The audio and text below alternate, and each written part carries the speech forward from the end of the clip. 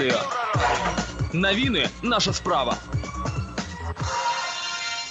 Вітаю, пры мікрафоне Артём Мартынович, і сёння мы будзем падводзіць вынікі уступнай кампаніі ў беларускія ВНУ. Прынамсі на бюджэт она ўжо завершана на сённяшні момант. А ў нас сёння ў студыі рэпетытара Александр Луцевич і выкладчык Беларускага дзяржаўнага тэхналагічнага універсітэта Сергей Сергеевич Вітохін. Найперш адразу скажу, што многія універсітэты адрапартавалі пра тое, што прахадныя балы ў гэтым годзе выраслі ў параўнанні з мінулым годам. На некаторыя спецыяльнасці больш, на некаторыя менш, ну вось у БДУ гэта 10 плюс 5 плюс 4 балы па ўсіх спецыяльнасцях. Александр, вось як думаеце, чаму так? На самом деле разные есть мысли у разных людей. Некоторые говорят о том, что так как 4 ЦТ можно было сдавать, некоторые говорят, что лучше там абитуриенты сдали в этом году, тесты были легче. Кто-то говорит, что там абитуриенты умнее стали. Да, на самом деле, вот даже перед эфиром так смотрел, проверял, я думаю, что уменьшается количество мест просто бюджетных.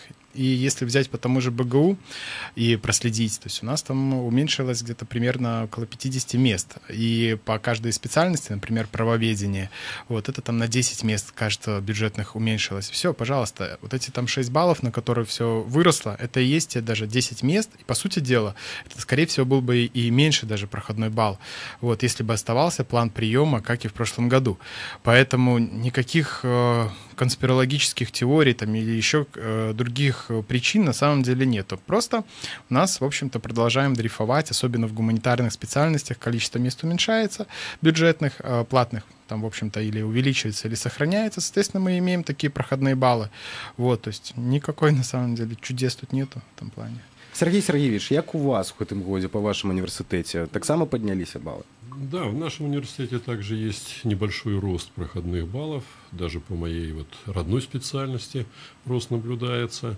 Но я вижу, что в основном рост идет за счет специальностей, связанных с IT. Здесь в технических вузах, по крайней мере, спрос на учебу, на места бюджетные растет.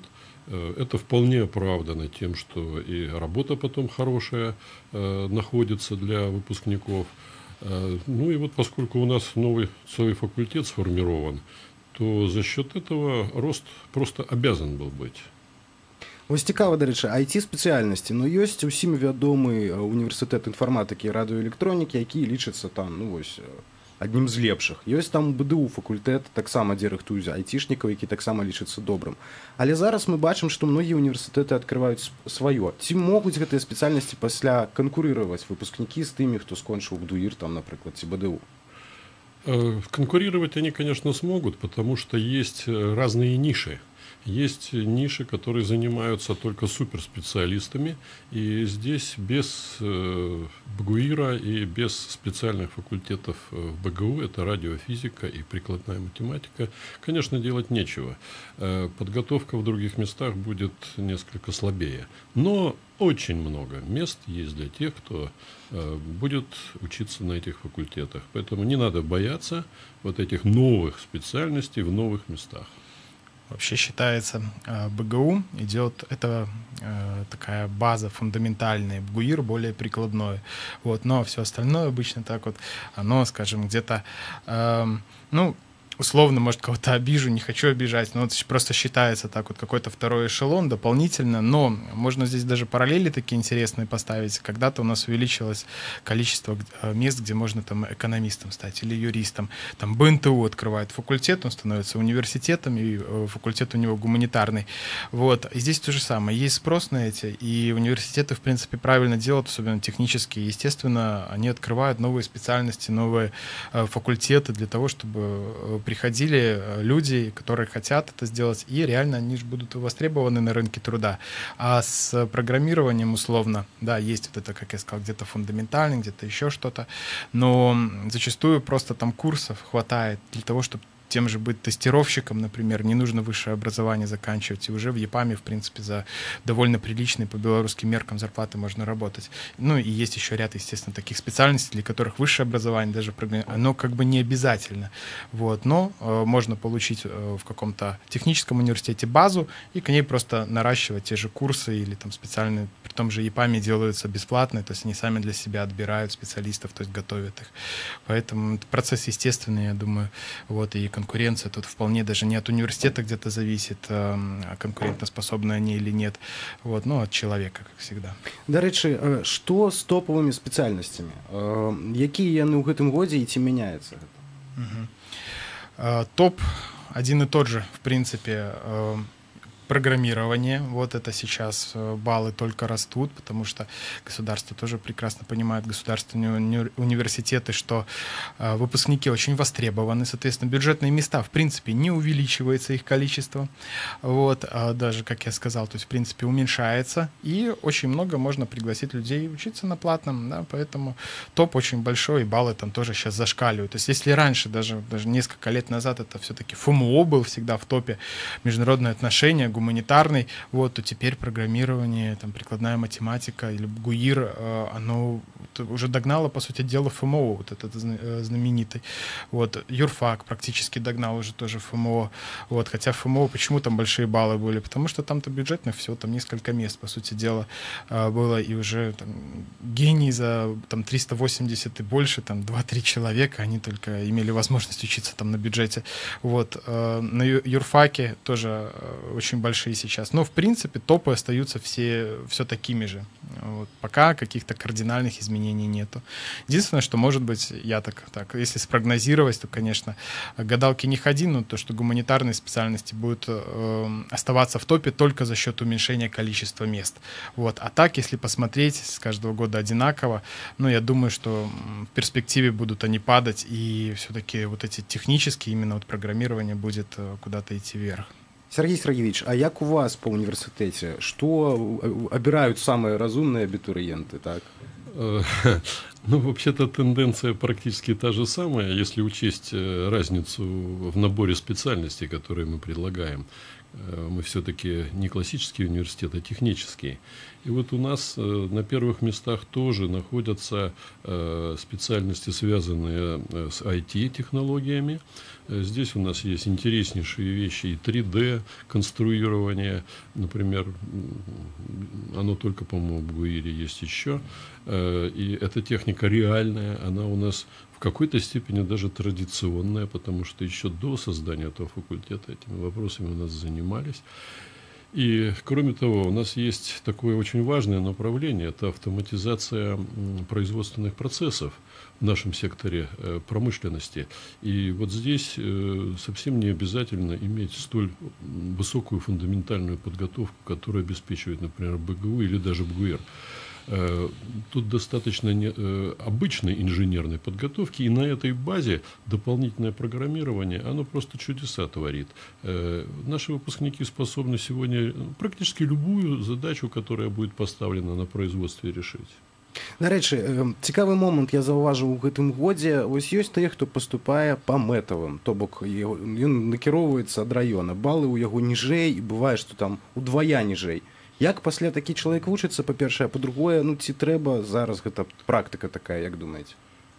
Такая проблема существует, и мы поддерживаем вот этот целевой прием, поскольку тут есть такая социально, что ли, практическая особенность, которая очень важна для кадрового наполнения некоторых областей.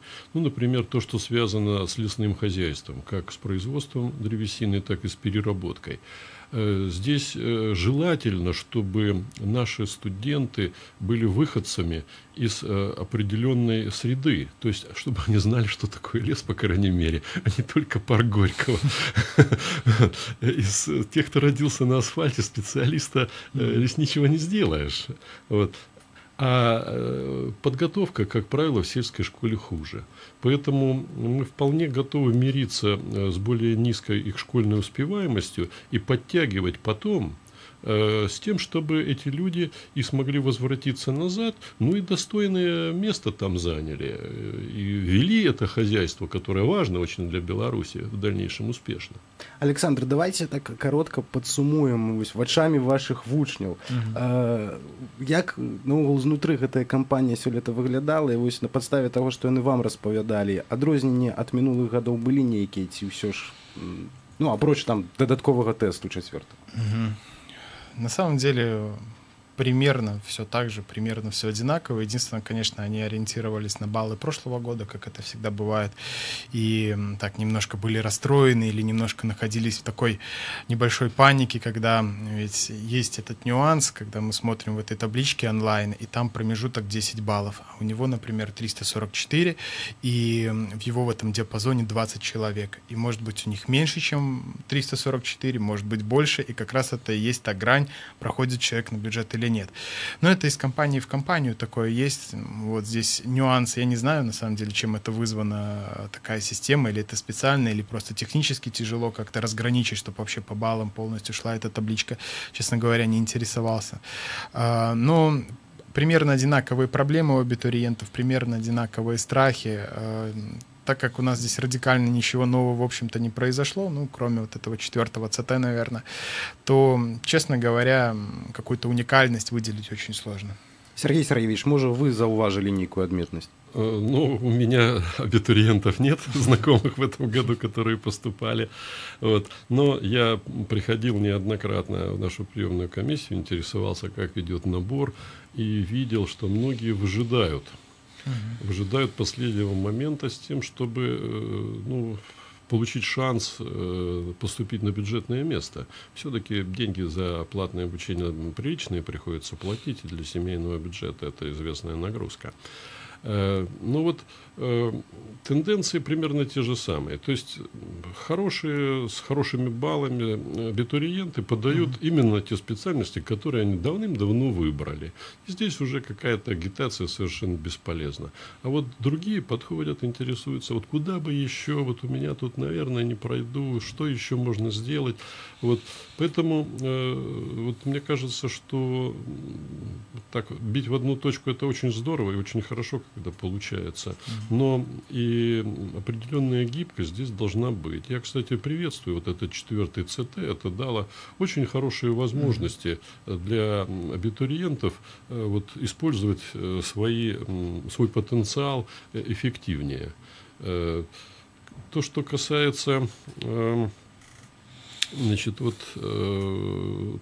обид с тем, что вот немножко там не добрали, или там вот 1-2 балла. Ну, что делать? Это конкуренция. І жыццё, так. Дзякуй вялікі. І нагадаем, сёння мы падводзілі вынікі сёлетняй уступнай кампаніі з выкладчыкам Беларускага дзяржаўнага тэхналагічнага універсітэта Сергеем Сергеевичем Вітохінам і рэпетытарам Александром Луцевичем.